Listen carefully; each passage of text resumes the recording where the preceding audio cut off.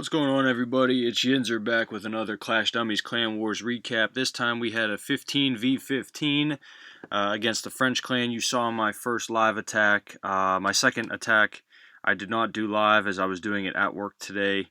And I was trying to pull a 3-star on the Town Hall 10. Didn't go to plan, and didn't end up getting it done. The reason I tried the Town Hall 10 is because if I could have got it done, we would have had a chance at a perfect war, which would have been cool. But anyway, we won't show that attack because it was miserable, and Curtis did it the right way as a Town Hall 10 on Town Hall 10. As you can see here, I'm going to scroll through. We missed number 6, but again, that's because I chose not to hit number 6 and hit number 1 earlier, probably 6 hours, maybe 4 hours before the war ended.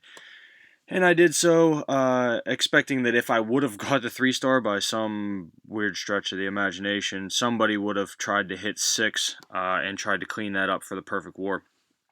Didn't go down that way, and so we used our last hits for, some loot, and that's perfectly fine in a war that we had wrapped up when the other clan wasn't even trying. As you see, they only had 8 attacks. I have 3 to show you, and then I have another video that's going to contain 3 other attacks. I just want to preface the other attacks by saying all of them were 3 stars.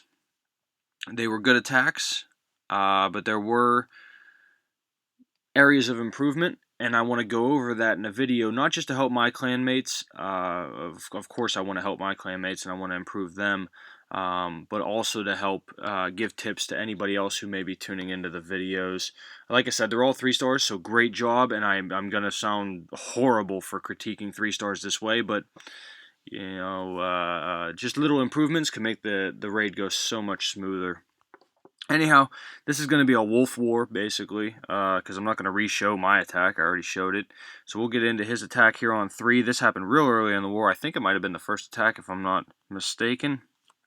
You can always check that out, of course, but I'm not going to, because we see the results. So, starts off as any other raid should. If you can lure the CC, lure it. Find out what's in there. Poison it if you can. Now, I'm assuming he's going to move in with the kill squad. My assumption is going to be correct because, well, I know the steps and I watched the attack prior to creating the video. So he's going to move in. He does drop a few minions for a funnel, cheap funnel. That said, they're going to take quite a while to get down that storage down there. But with the extra 30 seconds, no big deal. We will 2-exit here, and he's going to come in from this top angle. Did throw a few archers over there to the east side and a few minions up there to the north. All that's doing is just creating a really wide funnel and also getting rid of some trash, which is a great idea. Minions are cheap, and if you can pick off some buildings so that you don't have to come back to them later, why not do that?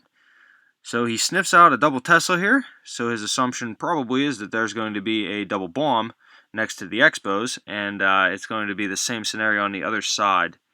So he's going to surgical his hogs in. His kill squad has done its job. It's eliminated. Didn't eliminate pathing to this bomb. Unfortunately, they are going to path. A few of the hogs are going to path right there. But he only loses maybe 3 or 4 to that, and he has enough sitting there on that Expo to take it out. Both of the Expos, by the way, are trained on that golem that's sitting up here, so they aren't doing any damage to his hogs or his queen.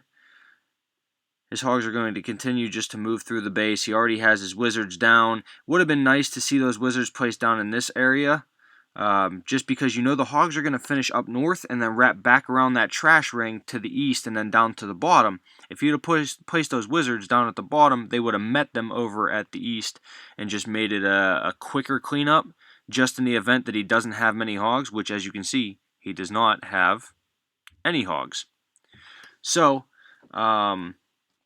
it really wouldn't have mattered if he put his wizards down there or not, but now that he doesn't have wizards down there, fortunately one did peel off and is going to take out a lot of those buildings. He isn't going to have a whole lot of time remaining to take out that trash. Now, if he would have dropped both of those wizards down here, all these buildings would have been gone, and the farthest his queen would have had to walk would have been over here to the east to the remaining buildings. But now she's going to have to trek the whole way back through the base and break through this wall. before coming down to help out this lone wizard, which we'll go ahead and fast forward. So that's my only suggestion here, Wolf, is know where the hogs, or envision where the hogs are going to finish, and place your wizards, your cleanup wizards, on the opposite side so that you know the hogs are going to meet in the middle, and it just creates a little bit faster of a cleanup. Great attack, though, and way to pick an angle that's going to sniff out the double bomb spots. This one here, I was talking to Wolf in the chat about Valkyries and how powerful they can be. The clan does not use too many Valkyries. We've seen a few attacks here and there. But with a base like this, with this huge open core that you can access, mainly you would want to access it from these corners over here. And the reason is because you see that wall there, and this wall here by the Archer Tower kind of stops the Valks from wrapping around the base. Whereas if you went from the south, the Valks could wrap around this entire compartment here before going into the middle, and you don't want that. Same thing at the north. It's a symmetrical base, just as the other one was. You don't want that, but Wolf identifies that. He knows that he can go wall breaker free and just use a jump to connect this whole compartment right there. So he's creating a cheap funnel here with some minions again. It's always smart to do that if you can. Drops down his golems, jumps the whole way into the center. He knows that his Valks and his king are going to get attracted to this enemy king, and then they're going to take out the buildings in that compartment, and they have no other place to go except in the core because of the way he places jump spell. His Valks then go into the core here. When they get deep enough, this Archer Queen, enemy Archer Queen, is going to target them, and they are going to run right over to her after taking care of those skeleton traps. He does use a heal for them, which is a great idea. Keep them alive. They're going to gut the core, and all he has is the north and south points of this base to take care of with his hogs, which is a pretty easy job.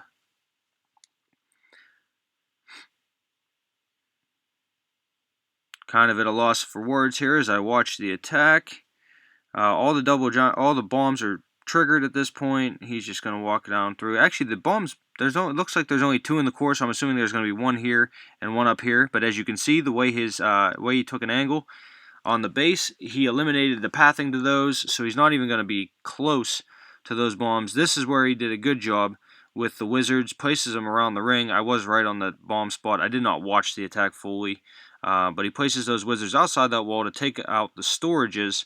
And he has another 2 wizards up here doing the same thing. Storages can take a lot of time to take out, and it's always smart if you can to get a wizard on them specifically, just to help that process along. I'm going to show one more attack in this war. As I said, I'm going to have 3 in this video. This one's going to be from Princess Nima. I think she's been on the channel before. I'm not 100% positive. Nima is right in the heart of transitioning into the 3-star strategy. She did use hogs against this number 6 here. Did get the 73%.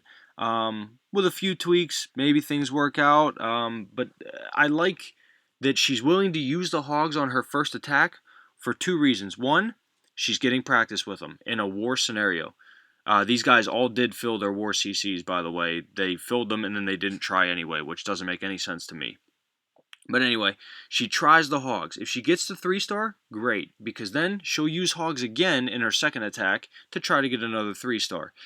If she doesn't 3-star, hogs will give you the best scout on a base. They will show you where bombs are. They get through the majority of the base is what I'm saying.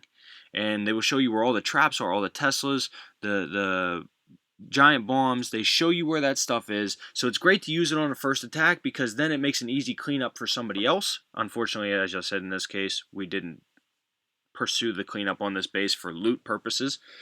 But if she doesn't get it done, like I said, she gets the practice. We get a good scout on the base. And then the next attack, she goes for something more her style, more safe, more comfortable for her. Which, like I said, she's working her way to the 3-star strategies, which is great, and I love to see it, and she does get it done most of the time. But when it doesn't work, she resorts to her normal strategy, which is perfectly fine, and it gives a nice solid attack and a solid scout on the base, and as you can see, sometimes it results in a 3-star. Believe it or not, if the base doesn't have very high level walls, this attack will work out more often than not. Especially with symmetrical bases. If you have a symmetrical base and the walls are low, this troop composition can beat through the walls. We're going to watch it in 2x. It's going to just, you can see the speed here. It just walks right through. Uses the hogs over here on the left side just to kind of take out some of these buildings so she can protect her couple witches over there and that king who wrapped around the base. That was a great touch. It protected the king, let them get a long way around the base, and take out a lot of buildings in the process. 2x is always a really fun way to watch a go wee wee attack, because the skeleton's just sprinting to the next building, to the king, to the queen, to the walls, and just mowing them down. She does lose that witch up there, but she has 2 more down here. Scratch, nope, okay, the Wiz Tower did take out both of those, but she does have 1 more remaining, assisting her queen up in this area. That's going to spawn enough skeletons for her to get the job done very easily. And there goes the base. Very safe attack, especially with low-level walls. You can walk right through a base as she did, with really minimal risk. So great job to Nima.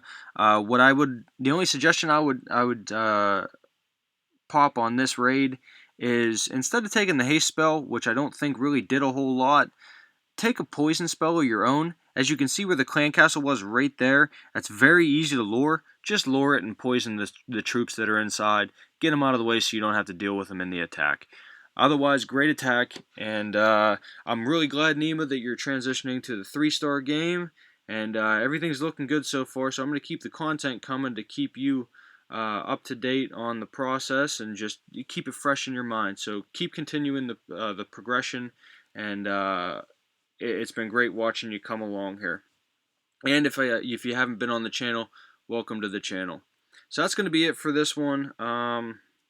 Really not much else to say aside from, if you're in a war where you're really outmatched, guys, still put attacks on the other team.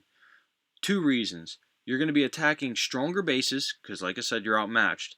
If you're attacking stronger bases, you're going to learn something from it. You're going to gain something from it. That's really good practice. Okay, and you might find out something about yourself that you didn't know you had. You know, I mean, their number 2 had 14 heroes. If he went in on me and 3-starred me, amazing. Amazing. That would give him the most confidence. In fact, I'd be happy for him. I have a rather tough base, I'd like to think. It's only been hit by Town Hall 10, so I don't know how it would fare against the Town Hall 9. But you know, that would be a great thing for the confidence of that player. On the other hand, you still get some loot out of it, even if you lose the war, and you get clan experience to go toward your clan level. So there's no point in not attacking, especially if you're going to fill your war CCs.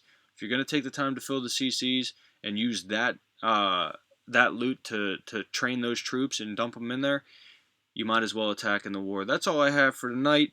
Like I said, I will have that other video coming out probably here in a moment, just after this video, so I hope you enjoy that one as well. As always, I hope you like, sub, share, repeat, and not necessarily in that order. This is your boy Yinzer, and I'm out.